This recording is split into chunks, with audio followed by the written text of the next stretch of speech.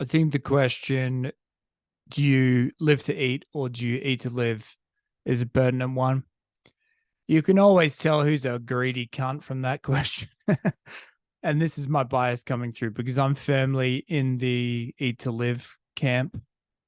Always have been. I think as I've gotten older, I've grown to appreciate food more and more, and my palate has expanded. I've enjoyed trying new foods. And I think when it comes to eat, I try and do the thing where you're like, what do I feel like? Like, get in touch with myself. Have a feel of your gut biome and say like, yeah, I'm in the mood for some fish, or maybe let's carb load tonight or something. You kind of listen to your bod, go down that path. As opposed to the greedy fuckers out there who are like, what should we have for dinner in 3 Tuesdays time? I'm thinking a big fuck off carbonara. It's always just kind of the fucking, what are we eating next? What are we eating in 2 meals time? And you can tell that it's a big part of their life. That's why they're doing it. And yeah, it just doesn't compute for me because in my head, I think there's more to do than just sit around and munch. But I'm starting to question that. Recently was down in Florida for a few days, having a little vacay with the fam and a couple mates. And yeah, there's something about being on a little vacation and then you're out of your regular schedule and you think about what you're going to do, and all the activities are just completely fake and fabricated. You're either like sitting around getting drunk or high, or you're doing some type of something you'd never do. Let's go whitewater rafting.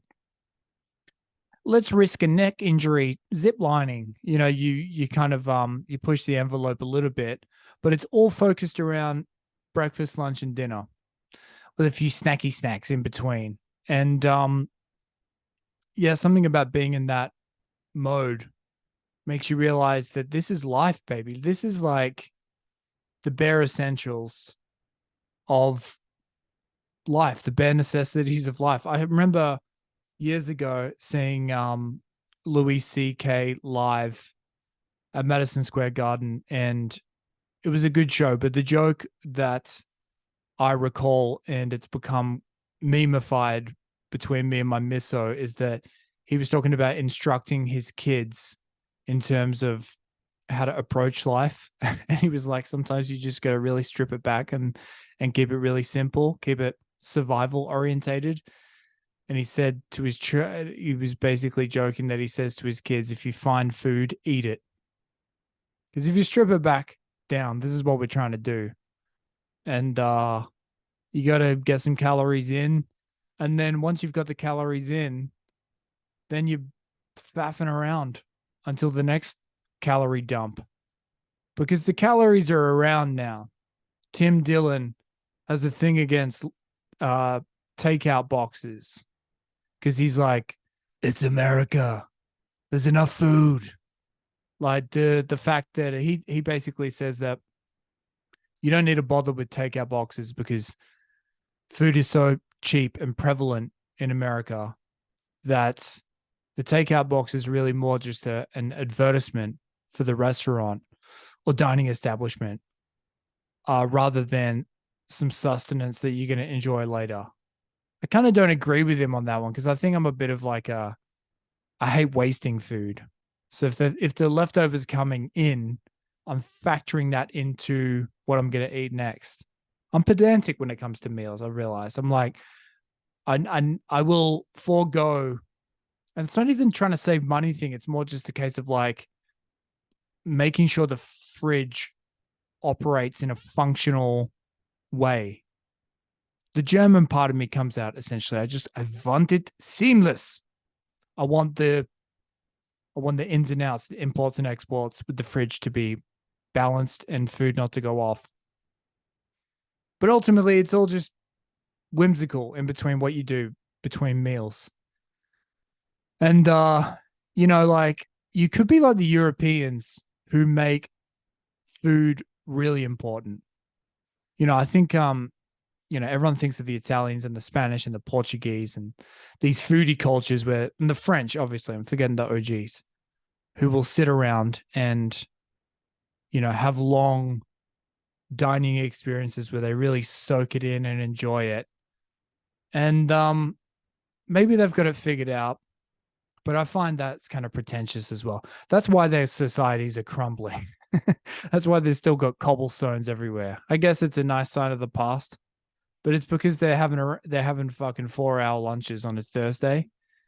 Whereas I like going to Asia and places like Vietnam or Japan, where there's a way more kind of dining out culture, high density population.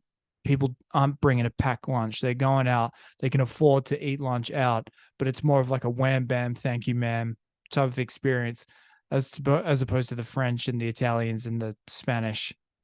And I find like who the worst for it, the Quebecois, the cheapest cunts on earth, who will uh just like enjoy the fine things in life, but then walk around in a Slipknot shirt that's 17 years old with holes in it, so that they can still get a $8 Canadian bottle of red wine to have with their cheese and whatever else.